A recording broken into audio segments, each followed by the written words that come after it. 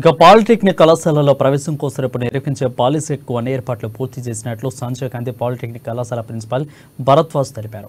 ఈ నెల 24న జిల్లా కేంద్రంలో ఏర్పాటు చేసిన 3 కేంద్రాల్లో ఉదయం 11 గంటల నుంచి మధ్యాహ్నం 1 గంట వరకు పరీక్ష జరగనుందని పేర్కొన్నారు.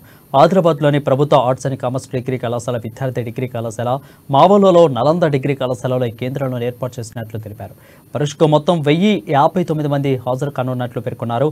ఇక నిమిషం నిబంధన అమల్లో ఉన్న నేపథ్యంలో గంట ముందే కేంద్రాలకు చేరుకోవాలని, ఆలస్యమైతే అనుమతించబోమని స్పష్టం చేశారు.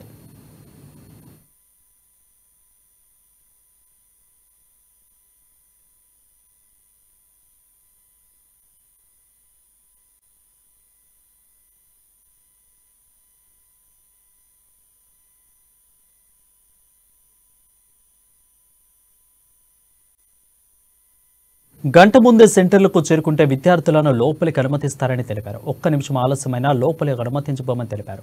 10వ తరగతి సిలబస్ ఆధారంగా 2.5 గంటల పాటు నిర్మించే పాలిసెట్ ప్రశ్నపత్రంలో గణితం, భౌతిక, రసాయన, జీవశాస్త్రంలో మొత్తం 150 మార్కుల ప్రశ్నలు తెలుగు, ఆంగ్లంలో ఉంటాయని పేర్కొన్నారు. ప్రవేశ పరీక్షలో వచ్చిన మార్కులు, ర్యాంకు ఆధారంగా వివిధ పాలిటెక్నిక్ కళాశాలలు, కోర్సులలో అడ్మిషన్లు ఉంటాయని పేర్కొన్నారు.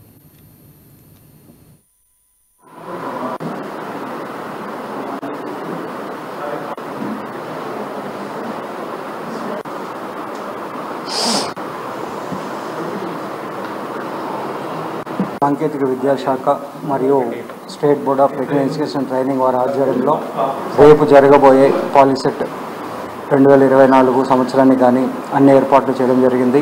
మన ఆదిలాబాద్ పట్టణంలో 3 సెంటర్లు ఏర్పాటు చేయడం జరిగినది.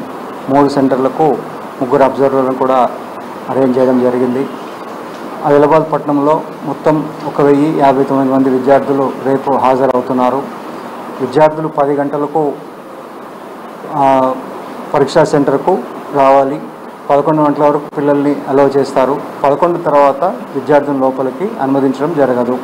11 గంటల నుంచి 1:30 గంటల వరకు ఎగ్జామ్ జరుగుతుంది. పిల్లలు మధ్యలో వెళ్ళడానికి లేదు. ఎటువంటి ఎలక్ట్రానిక్ ఉపకరణాలు కానీ ఏదైనా కానీ లోపలికి అనుమతించబడదు.